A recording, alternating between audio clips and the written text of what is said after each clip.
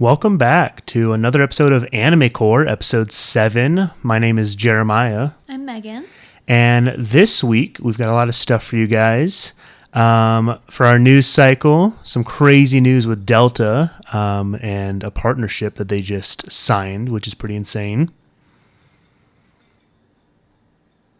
Demi? Yeah. Oh. Does One Piece have a pacing issue? And then our anime review this week is, like we promised, Takopi's Original Sin. Mm-hmm. And then just a quick shout out to Literary Maddie on YouTube and Instagram. It was her birthday yesterday, so go give her a follow.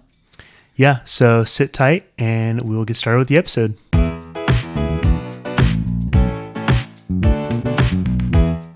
All right, welcome to our Anime Core anime news of the week. Mm-hmm. Like we said in the intro, Delta has a new partnership with Crunchyroll. They'll start showing anime episodes on their flights. I think I saw that the catalog is like 5,000 plus episodes or something. Oh, wow. And it's movies too. So we shows, movies. Basically, I'm assuming anything popular on Crunchyroll. Are we going to become like Delta Premier members? And get the credit card and everything. Yeah, I don't know. It's cool though. I mean, it's kind of random. Yeah. But I mean, it makes sense too, I feel like, with how big anime is getting. Right. I don't know. It's interesting. Yeah. It'll be interesting to see. Is Delta the one, do you know, that did the Shake Shack partnership too? Oh, I have no idea. There's an airline that did that. That's interesting. So if it's the same one that's now doing burgers and Crunchyroll, they'll be pulling in a lot of customers. So do they have like their movies and now just Crunchyroll? What do you mean? Like, do they have like their movie catalog and then they also offer like Crunchyroll? Is Crunchyroll like the only streaming service? I'm assuming it'd be like it normally is. Now they have anime on the catalog. Oh. Yeah. I don't know what it normally is because I fly just like flights. The random movies and stuff like that. It'll just be their normal catalog plus. Oh, okay. So it's like downloaded on their screens? Yeah, they have like little screens on the seats that you can like navigate movies and stuff on. I need to fly better flights apparently. Yeah, no idea. One Piece, the mangaka Oda, his childhood story will be revealed in the next magazine, and apparently it's supposed to be shocking. Interesting.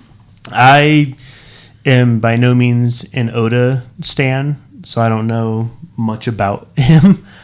Minus like the basic knowledge of a One Piece fan, One Piece reader. He makes manga. So I don't know like if this is a huge... I know like Oda's been pretty like secretive about his identity and like stuff like that, which is fair. Like his life? Yeah, like he just typically doesn't show photos of himself. There's like the typical thing is like when it's supposed to be like his artist portrait, it's just like a picture of a fish with a human body. So he's pretty secretive about like his own personal stuff. So I mean that's kind of huge that he's sharing this, and I'm sure like it's also like culturally big. Like I feel like sharing something this personal in like a Japanese like setting isn't normal. Yeah, I would assume, and so I feel like that's big as well.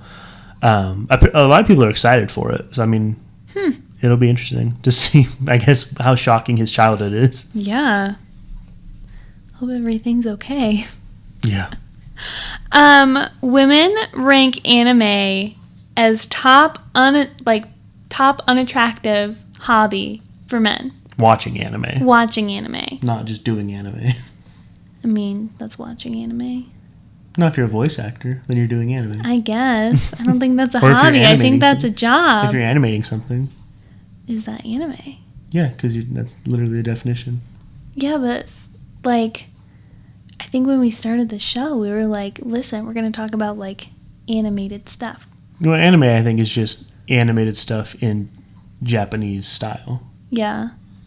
So if you're just drawing stuff in Japanese style, then that's anime. I guess. But if you're watching anime, that's different. But anyways, yeah, watching anime. How do you feel about that? As a man who watches anime. I don't care. I'm married. How do you feel about it? I don't care. I'm a man that watches anime. I don't care. That's how we connect. Do you think it's weird? What? Watching anime? No, or ranking that as an unattractive hobby. I mean, I just feel like it's weird to have, like, an unattractive hobby ranking in general. I don't know. I feel like there's somewhere I'm like, if people did that, I'd be like, eh. Yeah, but at the same time, each like, their own, though. Isn't that... Yeah, exactly. Like, it's a hobby. Yeah, like, I wouldn't judge someone for a hobby. Unless it's, like, really I probably weird. wouldn't seek, like, companionship with them, though. You know? Yeah. Like, I feel like it's one thing if you're like, that's a dumb hobby, and I hate anyone that does it. But it's a different thing if you're like, yeah, I probably wouldn't hang out with people that do that hobby. Yeah. Like, hobby horsing. Not to call out hobby horsing, but that's the first thing that comes to mind. Or, like, just, yeah. But, like, so I feel like, I don't know. I can kind of see this if someone was like, yeah, like, watching anime, I wouldn't hang out with someone that watches anime. Yeah. But I think watching anime has become such a... mainstream. Yeah, diverse Yeah. hobby that really, like, there's no demographic for it anymore. I think that's fair. Like, it's just kind of like, there's so many people that I've met that are like, yeah, I watch anime, where I'm like, I never would have, like, 10 years ago, I never would have been like, oh, this person watches anime. So I think that's a little weird, because it's just like, there's not a, like, it's just, there's some, like, yeah, it's just interesting. I think gambling was on the list too, which it's like, I could see that, because that can come with addiction. Right. And, like, risk and stuff like that, you know? Watching anime, it's just like, you're probably a better person because you're more understanding of the world. Yeah. I feel like a lot of, like... Depends on what anime you watch. Yeah, but I feel like most anime has a lot of subtle life lessons in it that you do not get if you consume Western media. That's fair. I just want to know, like, what is the purpose of this study? Like, if you're going to look at the rankings and be like, oh, I'm going to change my lifestyle now so I can be more attractive. Yeah. Like, is that a thing? Is that a thing that happens? Like, I mean, why are then we you're ranking just like, this? you're just like a simp at that point, I feel like. Just changing your whole personality. Right. So, like, why are we doing this study in the first place? That's what I want to know. I don't know. I wonder, is there a study for the opposite? Unattractive. I feel like it's going to be a little sexist. Maybe you can go women? Not most attractive. Anyway, while you're looking that up, the One Punch Man new trailer on August 23, which is really 2 weeks away, just about. Yeah. So that's kind of crazy. Ooh, this is a good point. Astrology. I feel like not a good point. Like, I agree with it, but I feel like I feel like if you were to, like, put up, like, what's the female equivalent of anime, I feel like astrology might be up there. Yeah, and not that either of those are gendered, but because they've classically been gendered, I feel like astrology would probably be, like, the female equivalent of watching anime. Because it's one of those things where it's like, it's not really harmful, and there's really, like, there's a chance it has no impact on your life, but a lot of people allow them to dictate their lives. Like, a lot of people have, like, based their personality and everything about them off of anime. Yeah. Much like a lot of people base their day off of, like, astrology. So, yeah, I guess astrology, I could see. This is not a hobby podcast. Well, Actually, it is a hobby podcast. We do, in fact, do this as our hobby. Now I'm interested to see. No, this is about anime. We're here for anime. And I just talked about One Punch Man. New trailer, August 23. Are you excited? No. Oh. I mean, I don't really care for trailers, because it's just like... Because a trailer drops and you're just like, yeah, I'm still excited about this show. What about the Demon Slayer trailer that you just saw on the big screen? Were you excited for that one? Yeah, like, I mean, like, I watched it and I was like, it's gorgeous. Yeah. But I'm still just like, yeah, I'm excited. I'm not watching the movie now, so I don't really care, you know? Like, trailers for me, like, once you watch an initial trailer of something, because sometimes things will be like, trailer number 3, teaser number 4. And it's just like, brother, once I saw one, I know what the show or movie's about. I don't need another one. Yeah. Like, once you show me, like, your pitch and I'm sold on it, I'm good. I don't need any more. And so, it's exciting, but, like, until it drops, I'm really not going to care about trailers too much. Jujutsu Kaisen has been named most popular anime by Guinness World Records for the second straight year. That makes sense. The amount of Gojo thirst traps that I see on my Instagram reels is insane. Do you feel like JJK has had a greater role in bringing new fans to anime than Demon Slayer has? I don't know, because I'm on the Gojo thirst trap side of Instagram. But do you feel like, because like you've kind of seen the growth of JJK, yeah, and you've kind of heard Demon Slayer's impact, so do you feel like JJK has had a better impact on just being easier for people to get into and stuff? I could see that. What streaming platforms is it on? Is it on Netflix? Max, Netflix, Crunchyroll, like it's everywhere. So yeah, I guess, I mean, Demon Slayer is on like Netflix, I think. That makes sense. If it's more accessible, then... It's a little more complex than Demon Slayer. I mean, the whole cursed energy stuff's a little tough to get used to, I feel like, for some people. Mm-hmm. If it's like your first anime you're watching, and you don't understand like magic systems and like stuff like that, I could see that being tricky. Yeah. I mean, it's funny. Like, the characters genuinely are good. Yeah. The storyline's fun to watch. You have Hidden Inventory, which is a phenomenal arc. Yeah. I'm personally partial to Yuta, so I'm just going to throw him in there as a reason to watch. The time jumping around, too, could be confusing for people. Because you think it's like modern time, and then it's like a year ago, and then it's like several years ago, and then it's modern time again. Yeah, I could see that. So that could be tricky, too. What do you think?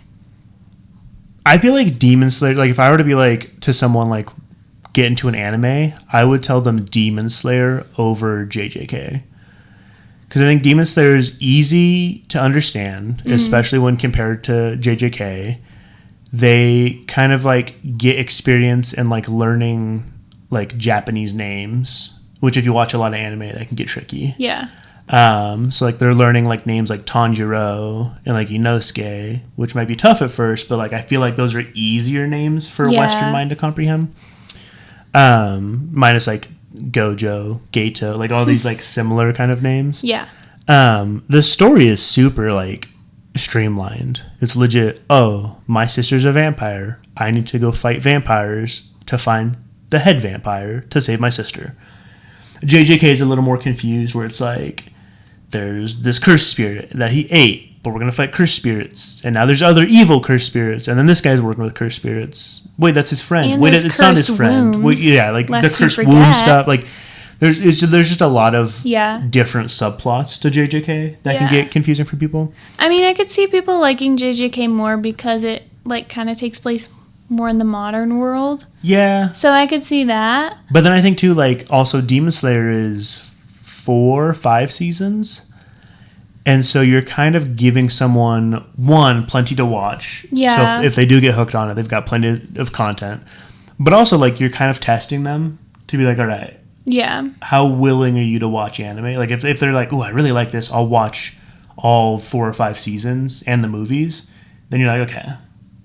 You're in anime. Like, I can give you any anime. You'll probably watch it. Maybe even One Piece kind of thing. Yeah. But if they're like, oh, One Piece, like this is really long. But like with JJK, it's like JJK is like what, 40 episodes and a movie. Yeah. So it's like it's less of a commitment. You're not really like getting a gauge on like what they're willing to watch for how long, you know? Yeah. I mean, I could also see an argument saying like Demon Slayer is more, it's more cartoony, I think. Like in terms of the way that it's animated. Yeah. Yeah. Well, you get some of those silly moments that you get in anime, which I think is another good like testing ground to be like, okay, did that turn them away from anime? Did they hate those scenes? Did they find them funny? Like, so are you saying like Demon Slayer is a better intro to anime to see if someone's gonna be into anime? Yeah, like I think it's a great intro. Like it's a great anime to recommend because it's a great story, and then it's also a great gauge on like if someone would be into anime. Because it's like if you like Demon Slayer, then you'll like any shonen fight anime. Yeah. And you could probably honestly get into some of the more like isekai and maybe even slice of life stuff. I think that's valid. I do think like if you're not into anime and if you don't have friends that are into anime, I think JJK would be easier to pick up because it's not as long. And like I said about like just the difference in animation styles. Yeah. I just feel like it'd be more alluring. But I mean, do you feel like how confusing JJK's magic system is would be the whole like drawback? Because I mean, no, cursed energy is something that's confused you, and you like anime a lot. Yeah, but I don't think it's a drawback. I still really like JJK, and I feel like if you watch it, you're just like, oh yeah, like these fights are really great. Yeah, and like the characters are fun. Like I enjoy watching it for the characters. Like, I feel like, because you love magic systems, I'm going to be real with you. I don't think that deeply about magic systems. I just kind of accept that they exist. But I mean, to be fair, like, you aren't really liking Lord of Mysteries because their magic system's complex. That's because the magic system is literally every conversation that they have, though. But I mean, that's JJK, too. Think of, like, how much, like, because I think Cursed Womb stuff came into episode, like, 3. Yeah. Cursed Womb paintings were, like, by the end of that season. Like, cursed techniques were everywhere. Like, it's literally all they talk about is cursed energy stuff, you know? I just kind of accepted it. You didn't try to understand it? See, that's the thing, is that if people are trying to understand it. So that's why I feel like Demon Slayer is the better bet. Because you never know if someone's going to be, like, caught up in the weeds of cursed technique or not. But with Demon Slayer, there's literally nothing to learn. Oh, they have different techniques? This guy's water guy. Cool. That's it. Yeah. You know? I mean, I also, like, watch JJK dubbed, and we've been watching Lord of Mysteries subbed. Yeah. So, like, that, I think, to me, like, there's a difference there of understanding the magic systems of, like, it's hard. It makes it harder to watch. Yeah. Because it's subbed. Yeah. Does that make sense? Yeah. Okay. Cool. All right. Well, speaking of Demon Slayer, it's earned $150 million. The movie. Yes, the movie. You're leaving out all the details of everything. Sorry. Yeah. In just, 24 days after dropping in 2 countries? Yeah, 2 out of 150 planned, I think. Yeah. We're next. Yeah. Tickets go on sale this Friday. Don't say that. Why? So people don't buy them. Oh. Don't buy them. I'll let you know when we get them, and then you can buy them. Yeah, I think the movie drops September 12th in the United States. That's super exciting. So, about a month away. I'm hyped. Are you hyped? Yeah. Okay. You're not going to read the next point? Oh, yeah. It also has had 3 million people pirated already. Over 3 million. The exact number's like up in the air, but it's at least 3 million. And they said they're cracking down on pirators, too. Yeah. For the movie. Yeah. So, but I mean, with how many people are watching it, it's almost impossible. Lord of Mysteries will be getting 6 seasons and a movie. So if you're liking it, you're going to be getting plenty of content.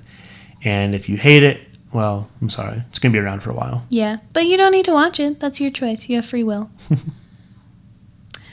You want to take the next one, or do you want me to? You're a bigger Solo Leveling fan. All right. Well, new webtoon announced for Solo Leveling. It will be called Arise and takes place in an alternate reality where Jinu's sister wakes up as a hunter. So that will be interesting. I'll read it. Yeah. I was going to say we don't really need it, but I think it'd still be entertaining, I guess. Yeah. Especially because she really does nothing in the other story. So, like, getting a story where it's, like, she's the focus, I think could be cool. I don't know what she does in Ragnarok. I mean, it's literally, like, a different generation, so probably nothing. If she did nothing in, like, the normal story where she's, like, the main character's sister, I feel like she does extra nothing in the story where she's the main character's aunt. She gets married. Yeah, like, she get married, but... Do you want to know who she gets married to? Who? Jinu's friend. The guild master. Oh, the kid? Yeah. That's funny. That's so random. Yeah. Takopi's Original Sin is the only anime in history to have all episodes rated a 9 or above. That's crazy. I feel like it's a little cheap because it's only 6 episodes. So it's like if you're only making 6 episodes of something and all 6 episodes are not 9 or above, then it's like, brother, you wasted resources. Yeah. But I say that knowing that Uzumaki by Max's anime studio was atrocious, and that was 6 episodes. So the bar is not that high. It shouldn't be that high, but because Uzumaki bombed so bad, it kind of is a little high. But yeah, I mean, Takopi's Original Sin, it deserves it. I think it is a 9. It covers a lot. Yeah, I think it's a solid like 9.4 kind of show. I just think it's funny to be like, it's the only anime in history. It was like, yeah, it's also 6 episodes long. Yeah. But I mean, I don't know how many anime in history are just 6 episodes and didn't pull it off, so. I'm waiting for the Attack on Titan fans to come out of the weeds and say, all of the Attack on Titan episodes should be rated over 9. They're not, though. They're not. And nor should they be. Yeah. I feel like nothing in like the first season. Maybe a few things. I mean, the hard part is like when you have an anime like AOT where you have like 20 episodes to work with, and some of those are going to be training episodes. Yeah. Takopi's had no training episodes. They had no flashback episodes. They had no filler episodes. Like literally every episode was pushing the story forward. I think it might have been able to get away with one more episode, like 7 episodes. But I feel like it was wrapped up really nice. Like total whole story wrapped itself up, good to go. Yeah. Yeah. I think I wonder if this is the only like no one's calling for like more like a sequel to Takopi's or like more by this mangaka, and I'm assuming because everyone's so depressed after this that they're like, we don't need this again, but we loved it. And so I wonder if to avoid like the burnout of demanding sequels, we just need to make more depressing content. Oh my gosh. So people stop asking for more. That's a take. But I mean, yeah, I think it deserves a 9. Mm-hmm. Yeah. It told a really good story. Yeah. So we will be doing our review on that this episode. Mm-hmm. So make sure you stick around. I'm gonna do a quick break, and then we'll be back for your weekly anime. So sit tight. And we're back. Yeah, welcome back to Anime Core with our weekly anime. Starting first with One Piece. Yeah, the studio needs to figure out their pacing because it's getting too much bad. It's just like, so for reference, I think we just had like 5 episodes of Kuma's backstory. Yeah, which it did need to be 5 episodes. But it's fine that it was. Whatever. It was a great backstory. I think it's the highest like rated backstory in anime history or something, which is a weird thing to rate. Since then, we've had 3 episodes. Yeah, we've had like 3 episodes since then. And I want to say each episode, half of the episode has been his backstory. Where something will happen and then a character will be like, Kuma! And then it'll cut to his backstory. And it'll just do like a quick like 15-minute of his backstory. 3 episodes in a row.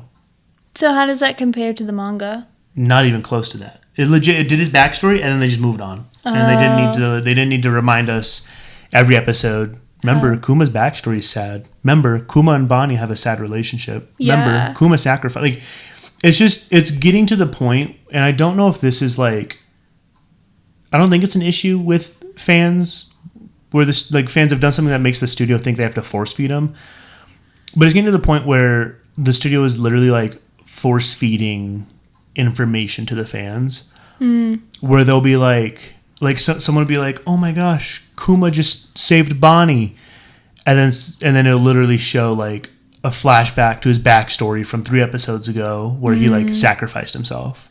And literally in that flashback, it'll be like, Kuma, you care a lot about Bonnie to sacrifice yourself.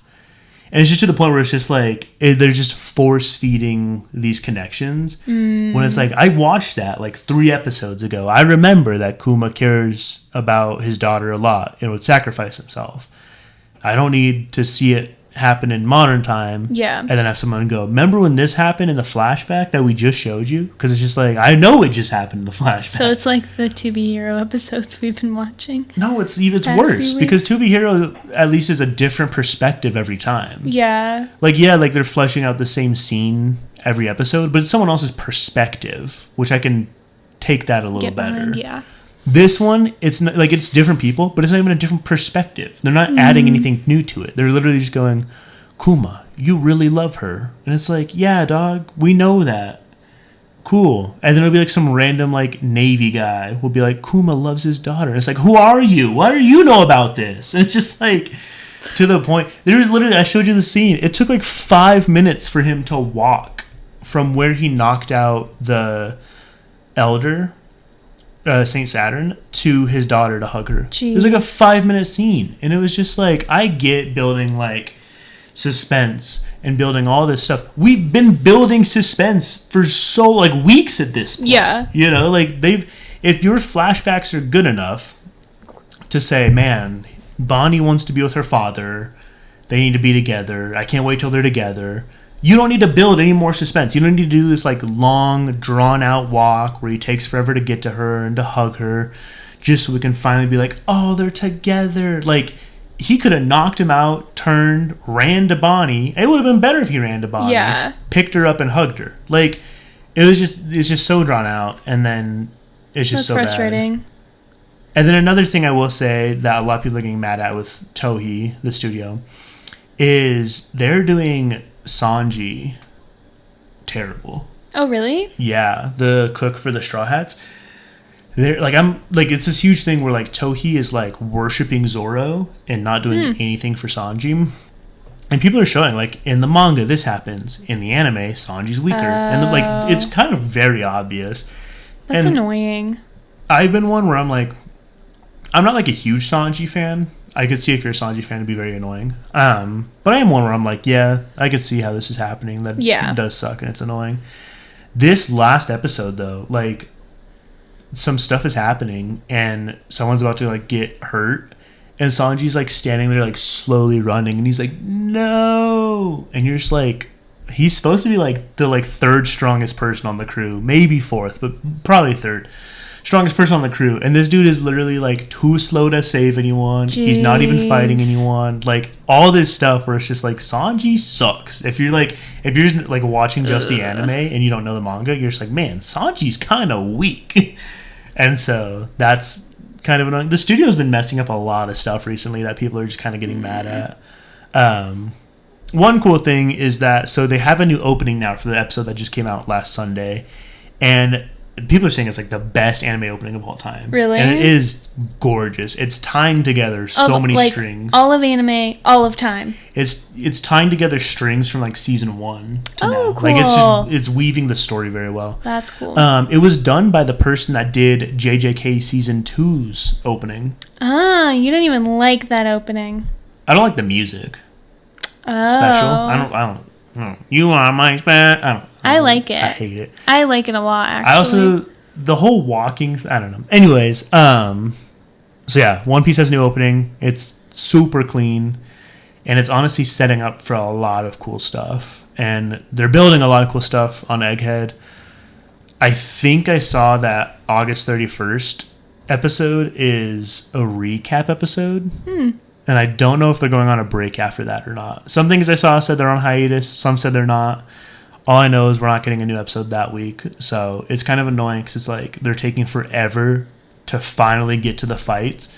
And then they're going on like a little break. Yeah. So it's just like, dude. But they're catching up with the manga though, right?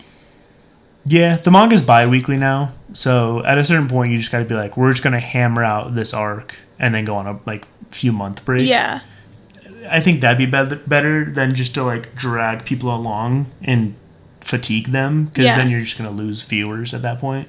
Yeah, true. I feel like they think that they're in a place where, oh, people have watched it to this point, they're going to watch whatever we put out. And maybe that's some of the issues with One Piece, that they can get away with anything they want because people are... If you're watching One Piece now, you're in it till it's over, no matter how rough it gets. And so that kind of sucks, but... Hopefully next week starts to really get into the stuff that I've been waiting for, because as a manga reader, it gets really crazy. So. Well, we didn't talk about this in news, but what did you think of the season 2 live action One Piece trailer? Yeah. 'Cause that dropped. No, I'm really excited for it. So that's going to cover from Loguetown to Drum Kingdom when they get Chopper. So we'll cover like quite a bit. We'll get to see Smoker, which will be interesting to see how they do that. Probably get our first glimpse at Luffy's dad. We're going to see the whale, which is Labu, which is cool. Crocus, which is a huge character, we're going to see. And then I know we're going to see Crocodile and Robin, probably. They'll tease them, which is huge. We'll see Vivi, which is exciting. And if you're mad about her fan casting, then you're just not a fan of One Piece, and I'll just say that right now. A lot of people point out that like this is an anime and a manga about like liberation and acceptance and like loving people, basically. Yeah. And people, I mean, you look at like when they dropped Chopper's character design, people were like, so it was a CGI animal, and people were terrible about it. And everyone's like, I thought people liked it. I think like a decent amount did. I think it might be 50-50. I think the issue is like the whole Sonic thing where you can bully animators into making it what you want worked, but now it might be toxic because people might think they can bully animators. But Chopper's whole story, like his whole arc when he's introduced, is he was viewed as a monster and treated as an outcast because of how he looked. Yeah. And he hates himself for that. So then they drop like his CGI character arc, and everyone's treating him like a monster. And it's like, did you not like? It's not his fault that he. Did you that not he ate a fruit? watch? Yeah, like, did you not pay attention during Drum Kingdom? Like, this is what Oda literally told you not to do. Oh my gosh. So there's a lot. I mean, it's the same thing where people are like, One Piece is not political, and it's like. Are we watching the same anime? It's about a person that liberates oppressed people from a corrupt government. Like, what do you mean it's not political? Yeah. Like, yeah. It's that's why I love what's happening in Indonesia, where they're using the straw hat flag as a symbol of rebellion. Because it's like, you can't tell me it's not political now, because people are using it to symbolize their revolution. So, it's, yeah. The live action I'm excited for, though. I think it's a fun way to get into the show without committing to the whole anime. And then if you like the live action, then I mean, check out the anime, because the anime is better than the live action.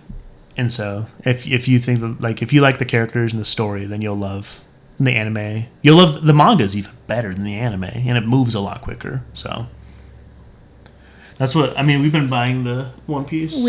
And I'm on I've got volume 30, which is like, it's in like around Skypiea, and I was like, I would not have pegged volume 30 to be that far into the show. Oh. There's only like 120 maybe volumes of One Piece, which like seems like a lot, but it's like for something that's 1,000 chapters, that's actually kind of crazy that it's not more. No, maybe it's 120 of those books. I don't know. Oh. It's worth it to read, though. Interesting. Well, you gotta stop somewhere. I started Betrothed to My Sister's Ex. That's fun. Why does it say Secrets of the Silent Witch? Because I also started that one. Oh, so you've got 2 to talk about? I have 2. Oh, yeah, I am 2 episodes into Betrothed to My Sister's Ex. It's kind of a fun one. It's kind of refreshing as far as romance animes go, because he does in fact fall in love at first sight. So that's really cute. The main characters seem really cute. I'm not too far into it, so I don't have a lot of thoughts yet. But my main thought is because, okay, so male lead, female lead meet at the female lead's sister's, like, basically her debutante, which is also the female lead's birthday, but the female lead's family doesn't care about her. She's like a Cinderella type, you know? So she's like really sad, and she's just out in the garden, and he comes along and mistakes her as a maid at first, and then they start like talking about his culture, and she's like really excited about it and everything, and he like falls head over heels for her. He's like, I want to marry her. But he mistakes her name for her sister's name, So then him and the sister get engaged, but on the way to the wedding, the sister gets into a carriage accident and dies. Oh, wow. And so they send the female lead as a replacement. And he's like, oh my gosh, I got your name wrong. What the heck? Anyway, so he's not really cut up about the sister, but oh well. My thinking is, and I think there's like 6 or 7 episodes out right now, so I need to catch up. But I think that the sister comes back. I think she faked her own death, and she wants to pursue a life in fashion because she she made an outfit for her and her sister, and she was like really excited about it. So I think she wants to like go and pursue her own life. So it's a fun anime if you're looking for like a super fun like romance anime to watch this summer. My other one that I started was in fact Secrets of the Silent Witch, which is great. Love it. If you're a fan of like the Academy type animes, Secrets of the Silent Witch is for you. It's about a girl, Monica, love her, who is just very anxious socially, and so she learns to cast spells silently, and just because of that becomes goated and becomes one of the 7 sages. And so she's like in her little hut doing her little research, and then they're like, hey, we actually need you to go to the academy and protect the second prince. And she's like, why? I'm enjoying my life. But she does, naturally. And so, yeah, that's been such a fun one to watch because she also loves math. And so in some situations, like, she's, like, learning how to dance, and she's really, really bad at it. So she's, like, learning dance with the second prince, and he's, like, chatting with her, like, trying to distract her so that she's, like, more relaxed while learning how to dance. And she's like, oh, my gosh, like, I forget exactly what it is, but, like, the steps are reflected off his brooch, and now I can, like, see it, and, like, I understand it. And, like, it's doing all these calculations in her head, and they get done. And he was like, see, like, talking with a friend helps. And she was like, well, actually, I was doing math. And so she's kind of an icon, and I really quite love her for it. So I'm excited to see where it goes. It's a little cheesy, but I still think it's a lot of fun. So those are my summer animes. Very on brand for me, if you will. It sounds like your type. Yeah. Yeah. So we also watched To Be Hero X. Per usual. So like what, 19 I think we're at out of 24? Are we really? We only have 5 left? Yeah, everything's heating up. That's crazy. What did you think of the episode? I thought it was great. It was exciting. It was great. Everything's coming together. Listen, I'm a Ghostblade stan. I'm just going to say it right now. If he's on the wrong side, I don't care. Yeah, no, it's exciting getting to see all these heroes like finally kind of in the same scene. Yeah. And especially because they're fighting each other. So I think that's crazy. Yeah. Because we had Ghostblade and the Johnnies. Ghostblade versus Esol. Yep. And Nice showed versus up. Lally. Mm-hmm. And then Queen and Lucky Cyan are on their way. Yes. And Little Johnny's useless. T. Just gonna say it. We don't like the Johnnies. Even though they're at the center of the entire show, apparently. Yeah, they are in fact at the center of the entire show. I don't think Little Johnny knows that Ghostblade killed his dad yet, though. So that's still up in the air. Crazy though, like you pointed out when we were watching the episode. So first of all, the Esol that shows up is the second Esol. Yeah. That we got the backstory for. Yeah. But Ghostblade can keep up with that Esol. Yeah. And is faster than him. Yeah, I mean, one of Ghostblade's things is like his speed. I think he has a super speed power, and so the fact he's as fast as Esol is kind of crazy. Yeah. I feel like there's no way that Ghostblade has ever fought in a hero tournament because I mean he like is too good. Yeah. I don't know. I also, if he's an assassin, I feel like they wouldn't want him to be X because that'd be too much focus on him, and It's harder to do assassin work if Although, everyone's focused in on all you. fairness, this man wears a gold mask. It doesn't exactly blend in, but it looks sick. So that was kind of cool to see. I know we talked about this too, is like what happened in the 2 years since we last saw Isol to like turn him to go after heroes. To, like, work for Uncle Rocco like this. Yeah, for real. So. Yeah. Did you have anything else to say on the new episode? Nice showing up was crazy. I had a minor panic that it was Lin Ling because I love Lin Ling. And I was like, oh my gosh, I'm going to have to like X his name out and all this stuff. And then you were like, whoa. Timeline. Yeah, so we thought it'd be cool to go over like the timeline so far of the events. To Be Hero X does have a wiki page that you could like, it'll show you everything. Like it's kind of crazy. Like it's wild. Did you know Lil Johnny's dad was X at one point? I didn't know that, no. Yeah, it's on the timeline. Also, can we just talk about the fact that they mentioned that he can create life? Yeah, that was insane. Yeah. You know what's even weirder? Do you remember Firm Man, the black dude from Nice's story? Yeah, he was born the same year as Lil Johnny. What? Yeah. How old is Little Johnny to be calling this, like, cat his son? I mean, he was born in 13 AC, and so he'd be about 25. Oh my gosh. Yeah. Interesting. All right. So looking at the year 18 AC, so this is when Glimmer Lab finds the alien ship, and that's when Little Johnny and his dad go to check it out, and Little Johnny finds Big Johnny. Same year that Little Johnny's mom dies, they move to the countryside. The next year, 19 AC, the social media platform FOMO is launched. Ghostblade becomes the first star, so that's where he starts to build trust. Jumping to the next year, 20 AC, Yang Cheng is saved by Isol after his parents are killed in a homicide. Oh, that's crazy. Yang Cheng is the future Isol. He's the one that replaces him. That's where he gets a fixation for Isol. Ghostblade is recruited to join Mighty Glory and become a hero, also working as an assassin.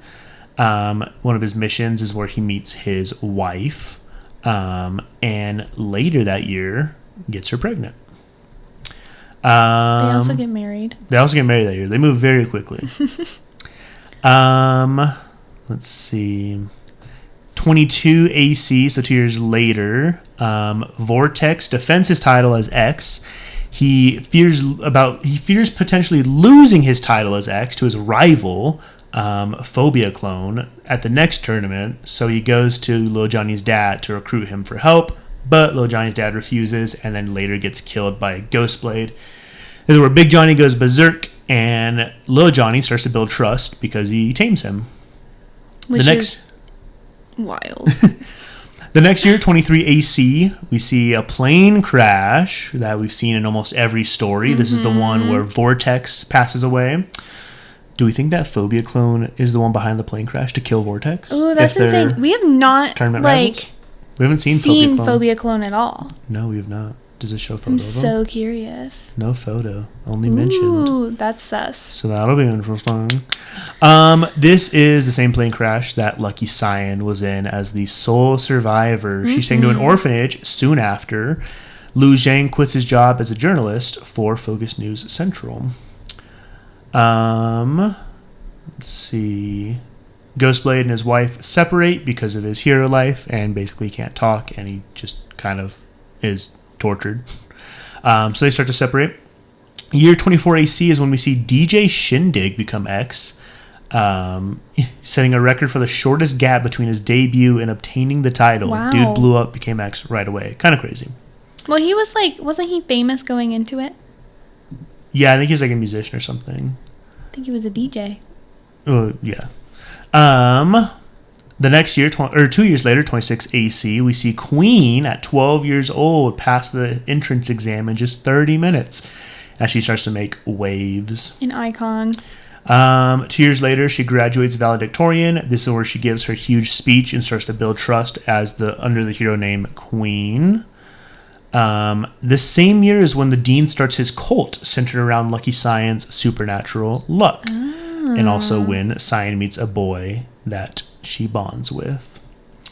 30 AC, we have a new hero becoming X. Nothing much happening there. 32 AC, new hero becoming X. But this is the year that Queen becomes the 10th ranked hero at age 18, so moving pretty quickly. Let's see. Year 33 AC, Yongsheng, his government financial support ceases upon university admission, so he starts to work as a ESOL actor for a children's theater. Year later, 34 AC, we see Lucky Cyan escape from the orphanage with Luo's help. She becomes a street performer. The dean starts to feed into fear. Firm Man saves Wolf Girl and becomes a hero this year. Dragon Boy becomes a hero under Mighty Glory. 36 AC. This is where we see a new hero become X after defeating Queen, and he becomes Hero X. This is the one who's X for the remainder now. Let's see. So he's been a hero. 36 till like 42, so about 6 years now, yeah. The top hero for a while, right? Yeah. Because what is like, what is the present year? Like 42 or 44. 42? Okay. Yeah. This is the same year, 36 AC, that we see Easel's entire story. So when he does the tryouts, when he becomes a hero, when he fights Easel, this is all 36 AC. It's also when we see his friend die, and the friend's dad starting to look into stuff. It's also the same year that Lucky Cyan begins performing large-scale concerts. Mm-hmm. Her scandal comes out about fear and stuff. And she has her huge fight at the orphanage this year. Let's see. 38 AC. This is where Queen goes back in active duty, but then she fights Boa, the female hero that's taken over by fear. Queen is obviously unable to participate in the hero tournament, so Hero X defends. 38 AC is also the same year that Nice saves Moon, and they start to pair them together, which is, if you remember from the beginning of the show, was the start of Moon's curse that she can never leave his side. I forgot about that, actually. 39 AC, Luo Li builds a robotic suit to fight crime under the name Lolly. We see all of her story here. We also see the Spotlight organization come into the picture with DJ Shindig raiding Glimmer Lab for the fear particles. Ghostblade shows up, saves the day. Glimmer Lab gets permission from the Hero Commission to study the alien technology. So all the episodes we've been seeing recently have been happening in 39 AC. They go to the spaceship, all the fights happening. Queen and Lucky Cyan are going to the spaceship.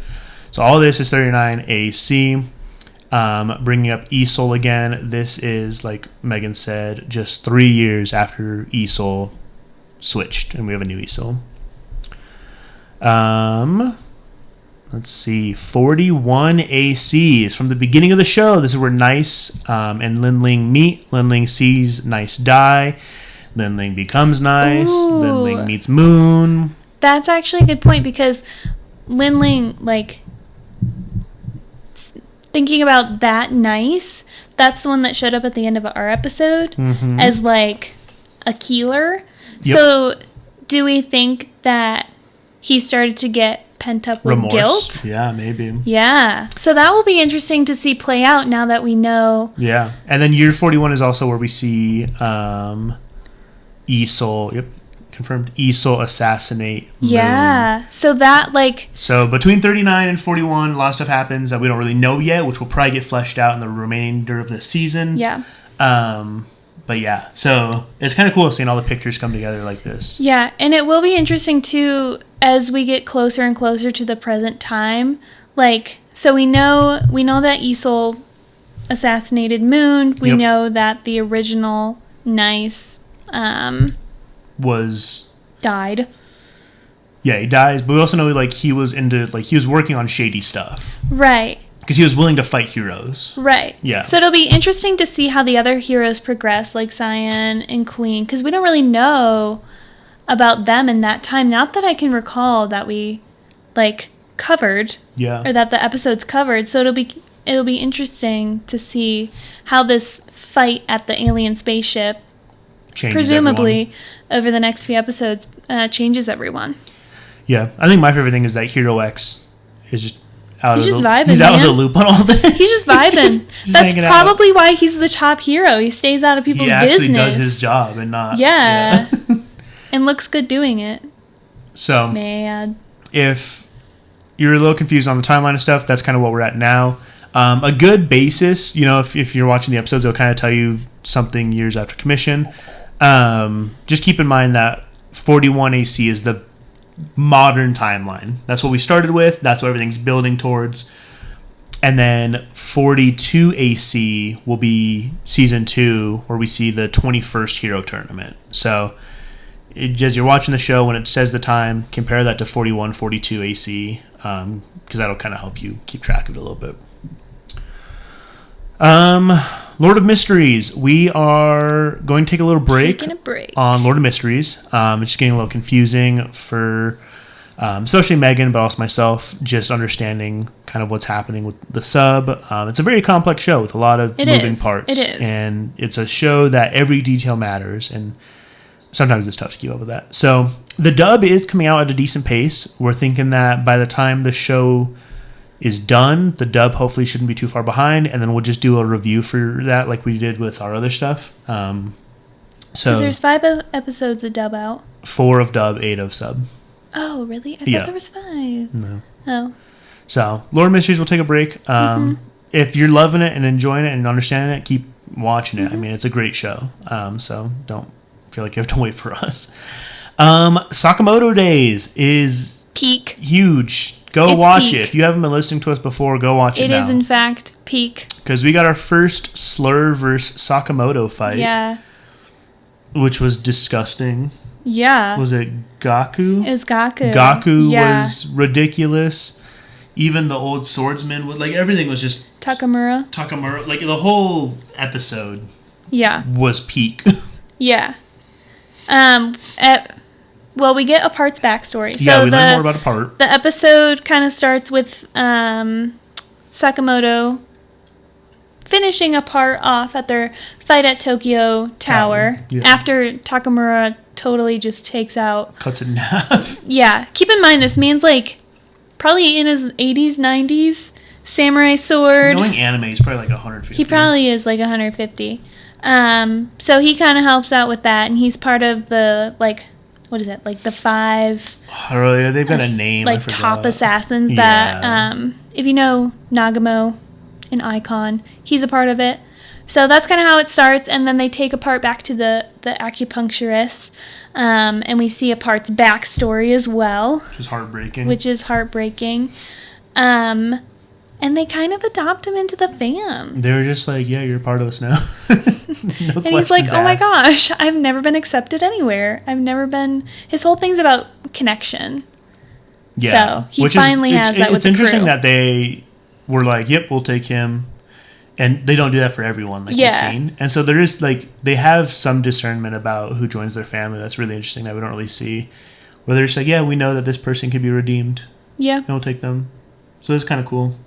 It's very found family heavy. It's the whole point of the show was found family. Slur vs. Sakamoto. Were you worried that Sakamoto was going to die? A little bit. A little bit, because it was you never know when your life will end. Yeah. And I was I thought we were getting a character death. Everything was building towards a character death. You thought Takamura was going to die. I thought Takamura, and then I was having a feeling that Shin was going to die. Really? Yeah. He's clairvoyant, though. That's why it would have been crazy. That would be because crazy. He just unlocked his ability to see the future. I think we need to see so much more out of Shin. I don't think Shin dies. I think it would have been crazy if Shin sees the future and sees his death a few seconds before it happens, and then he dies. I think that would have been insane to see. That would be crazy. So, yeah, everyone got out of it alive for the most part. Yeah, minus but the JJA is... I guess Takamura did die, didn't he? In the explosion. Did he? The only we saw him after the explosion. We didn't see him, I don't think. Oh. Remember, because I was the only way you kill Takamura is if he blows up. Oh, you're right. Yeah. Wait. Is Takamura dead in Sakamoto Days? Is this going to be a spoiler? Appears to be taken away. Yeah, he was next to the explosion. That's unfortunate. I told you he was going to die. Yeah. He was too OP and you had to kill him off to So show how OP. strong Slur is. Yeah. And so... Yeah, I think Slur, I mean, I feel like we already know he's a pretty good strategist. But we also learned that he was part of the same class as Sakamoto and Nagamo. Yeah. In their assassin days. JCC. So, and he flew under the radar. So, I'll be curious to see, like, how much of a Slur backstory we get. To see, like, what happened after he graduated. And I was going to say, we'll probably see, like, his motive for turning on the JAA. Yeah, because the first, like, 3 floors of the JAA have been obliterated. Destroyed by Slur Well, it said and that Gaku. since Slur started his campaign, the Assassin Association has been cut down to a quarter of their numbers. So... Insane. Yeah. The fights are really great. I'm excited to see Slur develop as a villain. I'm also excited to see our little found family develop as heroes, if you will, as well. Yeah. Because they got some training to do. That's getting real good. Yeah. Sweet. So yeah, that's our weekly anime, guys. Make sure to tune in next week to find out what we're watching. We're going to head to one last break, and then we'll head up our Takopi's Original Sin review. So get some tissues and be ready because it's going to get real sad. Yeah. All right, guys. Welcome to our Takopi's Original Sin review. Yeah. I was going to say it's exciting, but it's really not. Before we start, we just want to give some trigger warnings. This show deals with some very heavy topics of suicide and self-harm and abuse and bullying and basically anything you can think of outside of like sexual assault. I think that would have been like the final straw if that was thrown in there. So it is a heavy show. This will be a heavier segment. There are resources out there. Plenty of resources. One of the things I love about the show, and I mean, you see this on a lot of shows I deal with this topic, but at the start of every episode, it does have like resources and lets you know how heavy it's going to get. So I think that's cool. So just know you're not alone. There's help out there. And I would also say I do recommend to watch this show with someone. Do not. Like genuinely. Do not watch this alone. It is very heavy. It's so heavy. There's stuff you need to process with it, I feel like. So. Yeah, and I think having another person there helps you process it and any feelings that you may have as well. So, yeah. It's 6 episodes long. I'd say the heaviest part of the show is the first 2 episodes. I'd say once you're out of that, it's just sad.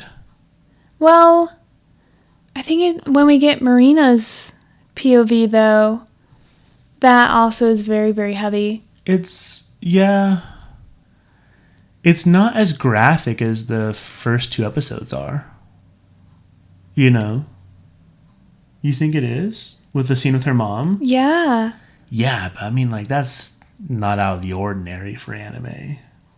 Like, you gotta think, like, the first 2 episodes, you see, like, a suicide and a child's death.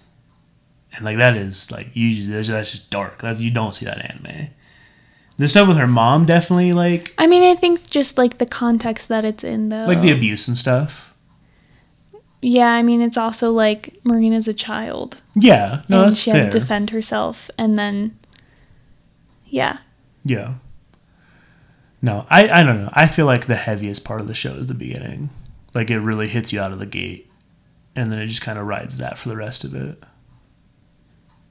Do you think that episode 4 or 5 is the heaviest? I don't think I'd put a label on any of the episodes as being heavy, just because I think all of the topics that it covers are heavy. So we see, we see kids getting bullied, and we see I just think there's just so many heavy topics that you can't put one episode.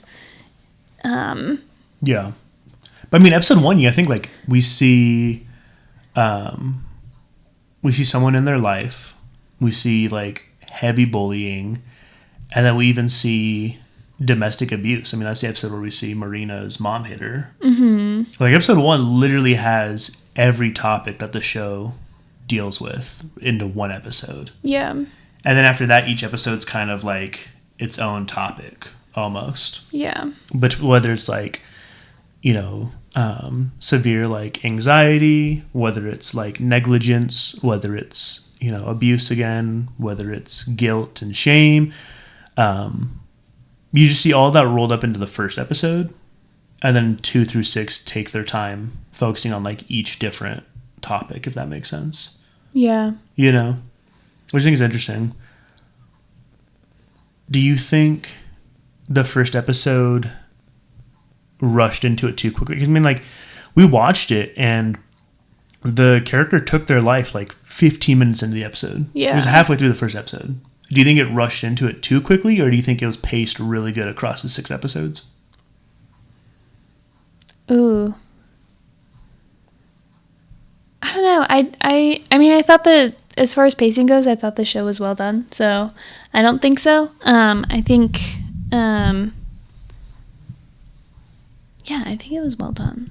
Honestly, it covered a lot, but I did feel like it did it in a way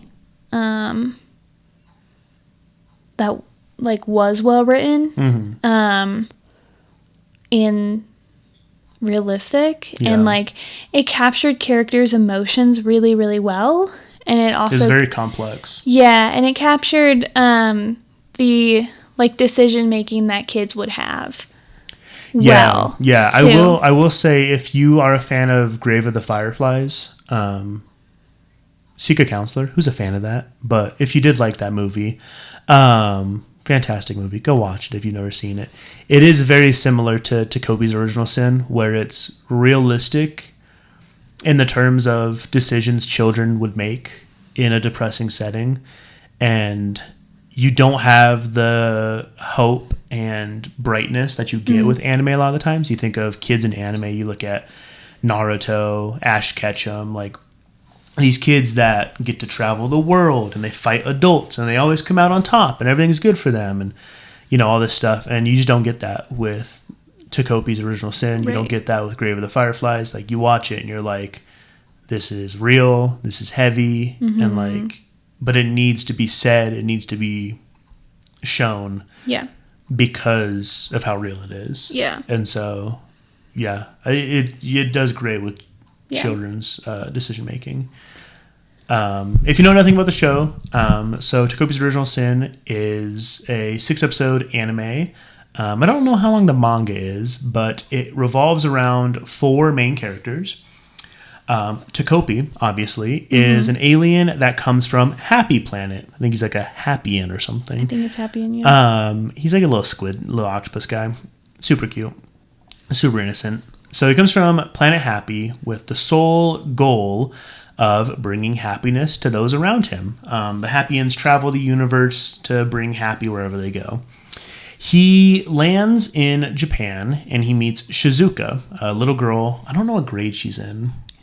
3rd, I want to say, or 4th. Little girl Shizuka, who is very depressed, very sad. So Takopi latches onto her instantly and tries to cheer her up. She's very negative, pessimistic, and justifiably so. Her life is not going well. Shizuka is bullied by another girl her age named Marina, due to the fact that Marina's father and Shizuka's mom are having an affair, and Marina blames Shizuka for this. And so it's very abusive, bullying, physically abusive, emotionally abusive, mentally, like everything that you could think of is just dark.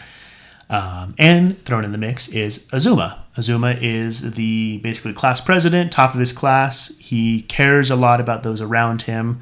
And he cares for both Shizuka and Marina, and wanting to make sure that Shizuka is heard and taken care of, but also wanting to make sure like Marina is also like heard as well, because Marina has her own issues. And so these 4 main characters make up the show. I don't know if there's any other named characters in the show outside of them, now that I think about it. Junya, the brother. Oh, yeah. Azuma does deal with his own issues of perfectionism and stuff. And so, like I said, this show really, if you've got like something that you struggle with, it might touch on it, because they do a really good job of touching on a bunch of different topics that everyday people deal with. Yeah. And so yeah, that's kind of did I leave anything out? The overview. It's very sad. Very sad. Very, very sad. I will say, though, what is it, episode 4? So, Takopi meets Shizuka originally. His goal is to make her happy. He has little, like, happy gadgets. Are we getting into spoilers? Ooh, spoiler warning, maybe? Yeah. Because I wanted to talk about some of the, like, it's a review. Plot twists. Yep, because there's a lot. There's a lot. Tune out if you haven't seen it yet, because it is worth watching for the first time. It is 6 episodes. Go watch it. You've got time. With a friend. That's what, 2, 4. That's like what, 2 hours of your time? Come on. With a friend. Yeah. Drag your friend into it. Get your friend into anime. Let this be their first anime they watch. Oh my gosh. That'll really introduce them. So, spoiler warning. Here we go. Yes. So Takopi uses his little happy gadgets and sends Shizuka back in time to a specific part when they're like talking at the school. But what this does is effectively like make Shizuka live scenarios over and over again as Takopi like kind of tries to help. Well, he doesn't send her back in time. Takopi goes back in time. Right. Yeah. Right. You said he sends Shizuka back in time. Oh, sorry. Yeah. Yeah. Takopi goes back in time every time he messes up to fix mistakes that he's made. Yeah. Yeah. But I will say, like, it's effectively making her live that life over and over again. Yeah. Even though she doesn't know it, like, I feel like there is, like, Takopi's a very innocent character. Yeah. Like, he does not understand so than the children. Social cues. He doesn't understand the world that he's in. He just doesn't understand, like... Anything. Like, depression, anxiety, that's not in his wheelhouse. Yeah. So, I do think that was kind of an interesting thing to watch as he, like, goes back in time to kind of, like, try to help guide Shizuka on a path toward happiness. I was, like, in a way, like... Isn't this worse? Because even though she may not know it, she's still having to go through those events like multiple times. Yeah. I mean, I think that's up for debate. I mean, we don't know the impact of the time travel. And so it's like, if she goes through it, but then it never happens, then did it ever happen and impact her in the first place? You know? Like, if he goes back in time... It technically didn't happen, so then I think it just gets philosophical and it's a debate. I don't think it's something to get like caught up in the weeds of, because I think there's a lot of other stuff in the show that's more important to focus on. What do you think of the twist? That was crazy. That was crazy. So, do you want me to tell the twist? Yeah, you tell. Okay. So we meet Takopi when he meets Shizuka. But we learn... but when we meet Takopi in the first part of the anime, we know that he can't go back to Planet Happy. He's been banished.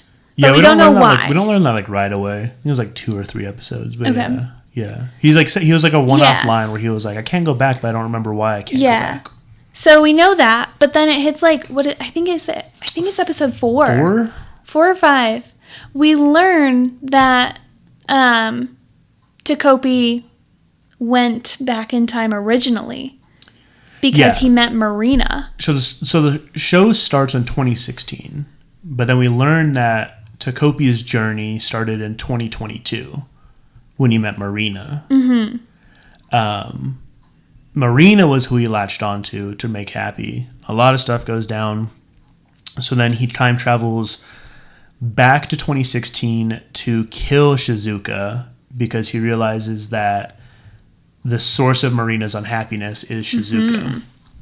Mm-hmm. The leader of Planet Happy is like, whoa, let's not do that. Tries to erase Takopi's mind. Stuff happens. Takopi gets some of his memory erased, but not all of it. But still ends up time traveling to 2016 where he meets Shizuka and connects to her. So then Takopi gets all his memories back, and he's in this place where he loves both Shizuka and Marina, and he wants to make both of them happy, but he knows that Shizuka is the source of Marina's pain, and Marina is the source of Shizuka's pain. And he doesn't know how to, like, deal with that. And it gets very sad with, like, Shizuka crying and, like, why would you leave me alone? And, like, oh, so gross and so sad.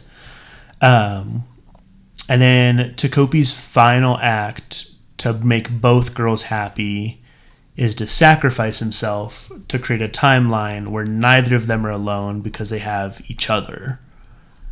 And so Takopi's, like, final thing is, like, to be the cornerstone of their friendship kind of thing. It's like really, it's kind of weird and complicated, but yeah. What did you think of the ending? I thought it was fine. I thought it was fine where it left off. Yeah. I thought it tied things up nicely, and I don't think we need to see anything more beyond that. No. I think, like, it's such an interesting ending because, like, Takopi, you know, he effectively undid everything that he did. Yeah. Which also included killing Marina when he was in Shizuka's timeline and trying to help her. So that was interesting. And a really, really crazy twist. So it kind of, like, begs the question of, like, if Takopi had never shown up to like their world, what path would they be on? I mean, I think we see, like, most of that in the 2022 episodes. We know that Shizuka still tried to end her life. We know that Marina still has issues with her mom. And, I mean, it's very possible that Marina might have gone down the path of killing her mom still. Because the only thing that Takopi changed in 2022 was he was like, hey, Marina, you should go after that boy. He might like you. And that was it. Which is something that Marina easily could have done herself. Yeah. Without, like, Takopi really didn't do anything in 2022. Minus, like, meet Marina. And so I think if Takopi's not there, we still see, like, it still would have been no different for the most part. That's fair. Because we do know that Shizuka still tried to take her life. Right. I mean, I think, like, knowing that, then I think, like, it kind of just points out how many circles of pain are in this show. I mean, between, like, you have the literal, like, circle of Takopi going back in time and trying to help Shizuka, and then going back in time and trying to help Shizuka in 2016, but then you also have the circle of pain of, like, Marina's dad is having an affair, which, like, is upsetting her mom, which is... Even, like, how our own pain makes it easy for us to latch onto other people's. I mean, you look at Azuma's story and all he was dealing with, and the only reason he, like, agreed to help Shizuka, like, hide a murder was because of his own pain. Right. And her pain. So, like, you know, like, this toxic, like, what is it, trauma bonding almost, of they're both broken and from broken situations now experiencing a darker situation together, like, pushes him to this point of breaking before his brother, like, helps him, you know? Yeah. And so I think having Azuma a part of the story, I think Azuma might be one of the most important characters in the show. He's kind of a linchpin. Yeah, I think with him, it pulls everything together in a perfect bow, almost. Like, his story, I don't know, there's something about it that just, like, if we don't have him, I just don't think it feels as complete or easy to tell. Yeah. I mean, I think that, I think his story is just so relatable. Yeah. Because, like, I was a perfectionist. Now, I had supportive parents. Yeah. Unlike he did. But, like, it's a very feasible thing to relate to, and not to say that the other situations aren't, because... Well, I think, too, like, it shows that, like, the pain that Azuma had was it wasn't lessened by the pain that we saw from Shizuka. And Shizuka's pain wasn't lessened by the pain we saw from Marina. Yeah. Like, we had 3 different stories, all with, like, different sources of pain, all with different dark outcomes, possibly. I mean, we see what happens if Shizuka continues down her path. We see what happens if Marina continues down her path. And I mean, we get a glimpse of like what would happen to Azuma if he continued. And so 3 very different, but I think equally important and equally dark scenarios. And like you said, Azuma's is one that most people would probably identify with over the other 2, just because it might be more common. Mm-hmm. But it didn't make it feel like Azuma's story was less important than, you know, a girl that was getting beat at home and blamed for her parents' divorce, or a girl that wanted to take her own life and was suffering. Like, they all felt like they had the same weight in the story. Yeah. And I think that's a delicate thing to juggle. And I think that's something that, because they did so well telling that's what makes it such a beautiful story. Mm-hmm. You know? Yeah. So, what would you, I mean, you agree it's a 9 or above, right? Yeah. Okay. What would you give it 9 out of 10? On like a point scale, like 0.1, 0.2. Wait, like 9.1. Oh, I see. I usually rate by whole numbers. I know, but you already said it's above a 9, so. Oh gosh, I did, didn't I? I mean, I really have no notes. Right? I didn't like how it went from Tokyo back to the countryside. Oh, Episode yeah, 5, that did. I think. Yeah, that did bother you. It was just, there was a huge cliffhanger, and then it does backstory stuff, which I was fine with. It was a great backstory, and it was a great reveal, beautifully done. And then all of a sudden, Takopi was just back in the countryside, and we had no idea what happened. And I mean, literally, like, Shizuka was about to kill him, and we have no idea what happens. Yeah. So other than that, that's why I was like, 9.4 is a solid. Yeah, I'd probably stick it around there, 9.4, 9.5.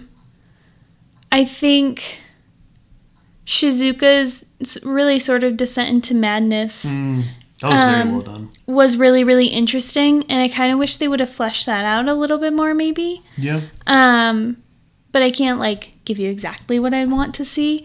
It did not feel sudden at all, and I really think it was a product of, like, Takopi not magic. Understanding the consequences of things anymore. Yeah. And I really think that numbed her, and that's... No, I mean, like, it happened, and I legit was like, oh, that makes sense. That's what it became. Like, but to your point about Tokyo, we hear, like, that 2 girls went missing, and it's presumably her sisters, and we're just like, was it her? Wait, was it her? And maybe that's part of the mystery. Why did her dad kick her to the street? Yeah. Like, there's so much where you're just like, I feel like I missed, like, a few But, minutes. like, I'm not... Like, it's fine that there's unanswered questions. Like, I think, you know, the point of the show was really the focus around mental health. I just watched the movie Weapons, and that movie ends on a very much, like, there's a lot of unanswered questions, and it somehow made the experience better. Like, leaving it to where it's just up to our discretion and theories and our understanding of what we just watched, I think it makes it better because it allows us to sit with it and think on it more than if they were just like, hey, here's everything that happened, enjoy.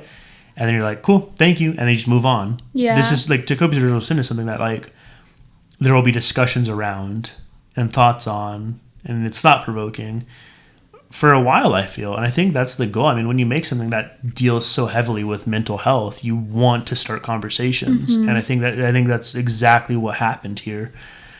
Because things were left unanswered, people are going to have theories, and they're going to want to know, and, you know. So I think that was really well done.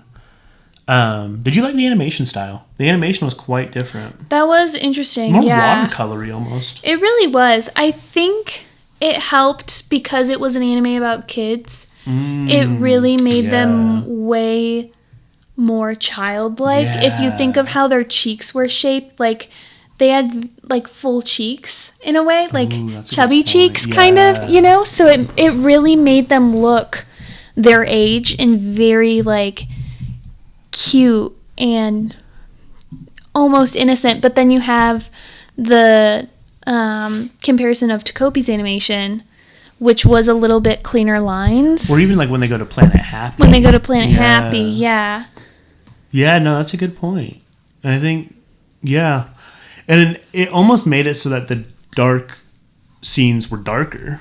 Yeah. Like, it really, I like that about how it made them more kid-like. Yeah. I like it. Anytime I watch an anime that has new animation that feels fresh, I'm gonna love it because it's just like it's creative and they use the animation as storytelling, and I think you're right on the mark with how they did that. Yeah. I had a question, but I forgot it already. What will you take out of this anime? Don't trust octopuses from the sky.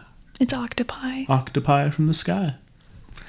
No, I think it's a lot of, you don't know what another person's pain is. And I remember we started and it showed Marina's pain and we still were like, I don't care.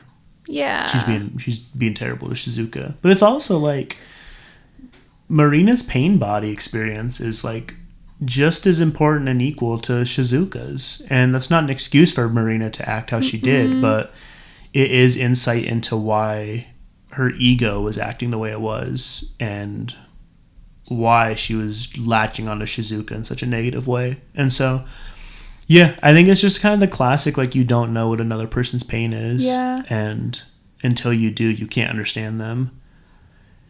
And I mean, like, we were with these characters for 6 episodes, saw them in some of their darkest moments, and I still feel like we didn't understand them completely. I feel like there's still a lot. And so, yeah, I think it's just your classic, you don't know what's behind closed doors. You don't know what's going on in someone's life kind of thing. Yeah. Which doesn't mean that you get to play the bully, but it also, like, doesn't mean that, like because you're the victim doesn't mean you get to play the bully kind of thing. And I think that's why I like that Shizuka went crazy. Because you're at that moment where you're like, wait, hang on, girl. Yeah. back up. The protagonist is suddenly the antagonist, and everything's flipped on its head, and everything's just a mess. And so I think the whole Switch thing was so well done. Did it better than Attack on Titan, I'll tell you that much. T. Sweet. You have anything else? Parting wisdom? I mean, thinking about Azume's story, well, everyone's story, really. Anime of the year? Oh, well, let me finish first. Sorry, it just popped in my head. No, was that your question that you forgot? Oh, great. I love that. Yes. I'm happy for you that it didn't, like, come at midnight tonight or something. Yes. Shizuka story. Shizuka story. All the stories, really, I think it just shows that, like, everyone's struggles are so validating. Like, your pain is yours. Yeah. And, like, it exists and it's real and it deserves to be acknowledged, so that you can, like, get help. Yeah. And grow from it. And, I mean, ultimately, though, the goal of getting help. But I just feel like, I know for me as a perfectionist, I was like, my struggles aren't that. Yeah. Like, yeah, you bad. don't really see that shown in a lot of stuff, is perfectionism. Yeah. And so I liked that representation. I know it was only like a piece of the pie. You got a whole episode. Yeah. But I do think, like, it's worth a lesson to just, like, remember that, like, everyone's struggles are validating. Yeah. So anime of the year. I could see it. I really could. But if it's going up against Lord of Mysteries, I think Lord of Mysteries will take it, because I think more people will watch Lord of Mysteries. Debatable on what deserves it, because I do. But does Lord of Mysteries' confusing magic system, because, I mean, Crunchyroll's fan voted. Exactly. So that's what I'm thinking. How many people are going to be like, oh, Lord of Mysteries was confusing. Takopi's made me cry, Right. I am curious to see, like, the watch numbers, because Lord of Mysteries is huge. Like, I've seen it everywhere. Really? I haven't seen it anywhere. Yeah. That's interesting. Like, it was hyped. I do think it's going to put up a few awards. I think it deserves to. It really, really does. I don't know. It's tough, because it's like, what are you looking for anime of the year? You're looking for something that everyone is latching onto? Are you looking for something that's you're looking for culturally important? I think we learned this last anime awards that you're looking for something that everyone's latching onto. Yeah, and so, I mean, at the pace that Sakamoto Days is going, it's Netflix's top anime. Yeah. Like, Sakamoto Days might snag anime of the year. Oh, that's kind of a sneaker pick. I mean, it's Netflix's most watched anime for this year so far. Yeah, I mean, Dawn to Dawn isn't making as much noise as it did before. I did see something about Dawn to Dawn today, actually. So lovely. People are hating the new opening. Oh, really? Yeah. Oh. I heard it was peak. Not the opening. The show? Yeah. I wouldn't be surprised. Yeah, because they like the Creepy Nuts opening, where it's like Dawn to Dawn to Dawn to Dawn to Dawn. Oh. That's kind of iconic, honestly. Yeah. So, I don't know. I think that Takopi's needs a shot, and I think it's something that everyone should watch. It's 6 episodes. Oh, my other question. Do you think sub or dub makes it better? I want to rewatch it dub. But yeah, well, we haven't watched it dub, so I don't know if I can give an answer. But I mean, the sub was... That's right. You're so right. We talked about the sub voice acting. If you watch stuff dubbed, watch this subbed, because... The voice acting is phenomenal. Phenomenal. The crying was just... Oh. I do not think that I have heard better voice acting in any other anime, and I would argue English or Japanese. Yeah, it was... It was so good. Latched on, yeah. Credit to all the VAs. Yeah. They were I could see them getting so best. good. I could see them getting best voice actor. They deserve it. They captured the raw emotion so well. So well. Yeah. And yeah. So check it out subbed if you can, because it is worth it. I do want to watch it dubbed to see what it looks like. Because I mean, the voice acting was 99% of what carried that show. Right. Because it just made it elevated every scene to such heights that, yeah. Sweet. Yeah, so that's our Takopi's Original Sin review. Please go check it out. It is such an important show that I think it needs to be talked about. Mm-hmm.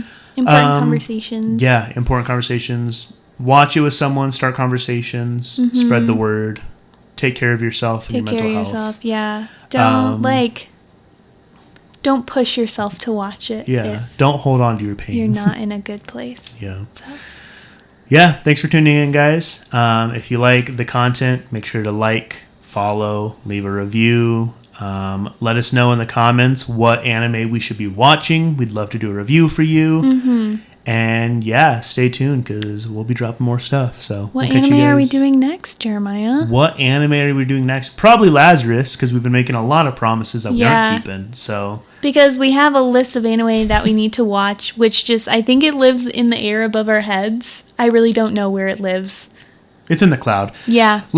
Follow, subscribe, comment, do all the things, leave a review, show us some love, and we will catch you guys next time. Deuces.